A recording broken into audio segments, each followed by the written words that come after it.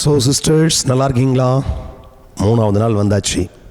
நம்முடைய தவக்கால சிந்தனையின் 3வது நாள். இன்றைக்கி நாம் எந்த கதாபாத்திரத்தை எடுக்க போகிறோம், விவிலிய பாத்திரத்தை எடுக்க போகிறோம்னா நோவா. ரொம்ப முக்கியமானவர்.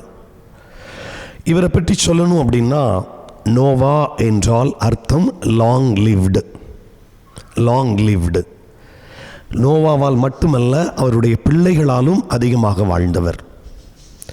இப்போ இந்த நோவாவை பற்றி பார்க்க வேண்டும் என்றால், பைபிளில் ஆண்டவரை நோவாவை பற்றி சொல்லுவதை பாருங்க.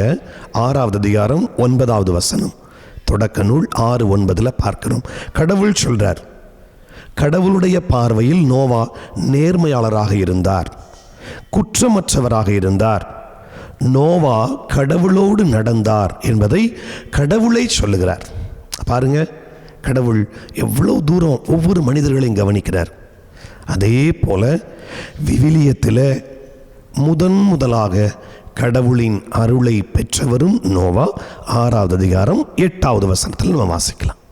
இப்போ இப்படிப்பட்ட பெருமைகளை உடைய ஆதாம் நம்பிக்கையில் மிகச்சிறந்தவர். சகோதரிகளே, நம்பிக்கையில் மிகச்சிறந்தவர்.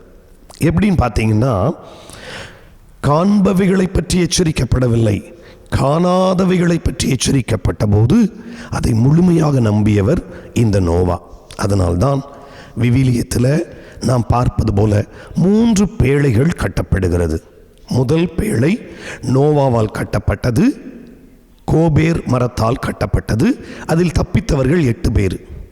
2வது பேழை மோசேக்காக கோரை புல்லால் கட்டப்பட்டது. அதில் தப்பித்தவர் ஒரே ஒருவர். விடுதலை பயண நூல் 2:3 நீங்கள் வாசிக்கலாம். இதெல்லாம் தாண்டி இன்றும் என்றும் நம்மோடு இருக்கிற ஒரு பேழையை ஆண்டவர் கட்டியிருக்கிறார். அது நற்கருணை பேழை. இதில் நாம் எல்லோரும் தப்பிப்போம் என்பதை நோவாவினுடைய பேழையிலிருந்து ஆண்டவர் நமக்கு கற்றுத்தருகிறார்.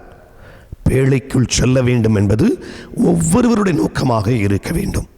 இந்த நேரத்தில் நம்ம நோவாக்கிட்ட இருந்து என்ன கற்றுக்கலாம் அப்படின்னு பார்த்தீங்கன்னா, 5 விஷயம் இருக்குது. ஒன்று என்ன? நோவாவை போல் be unique and be different. எல்லாரையும் போல வந்தோம், அழைத்தலை பெற்றோம், அப்படி இல்லை. B unique and different. 2, கடவுளுடைய தோழமையில் மகிழ்ச்சி கொள்ளுங்கள். உடன்படிக்கை அந்த பேழைக்குள்ள அவங்க இருக்கும் பொழுது சந்தோஷமாக இருந்தார்கள். 3வது, கடவுளின் பேழையில் தங்கி இருக்க நேரம் எடுத்துக்கொள்ளுங்கள். 4வது நமக்கு சொல்ற செய்தி, கடவுளுக்கு பேழையிலிருந்து நன்றி சொல்லுங்கள்.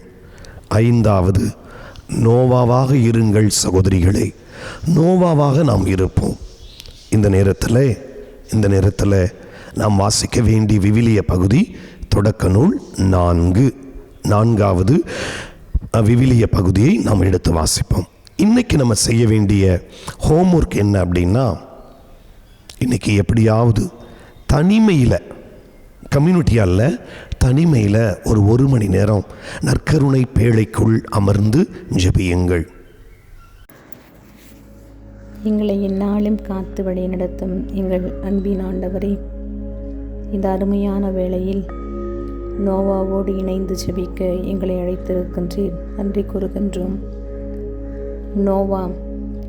நோவா என்ற சொல்லுக்கு ஓய்வு, அமைதி, ஆறுதல் என்று பொருள்படுகிறது. நோவாவின் கீழ்ப்படிதல் அவரது குடும்பத்தையும் பூமியின் இனங்களையும் பெரு வெள்ளத்திலிருந்து காப்பாற்றியது.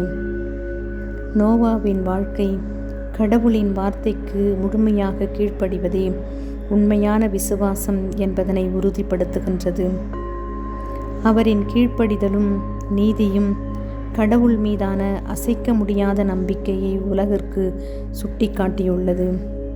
தாயும் தந்தையுமானவரே, நாங்களும் உமக்கு கீழ்ப்படிந்து நீதியுடன் நடக்கக்கூடியவர்களாகவும் உம்மீது அசைக்க முடியாத நம்பிக்கை உடையவர்களாகவும் எங்களையும் எங்களை சார்ந்தவர்களையும் விசுவாச பாதையில் வழிநடத்தக்கூடியவர்களாக திகழ்ந்திட உம்மிடம் வேண்டுகின்றோம். ஆமென்.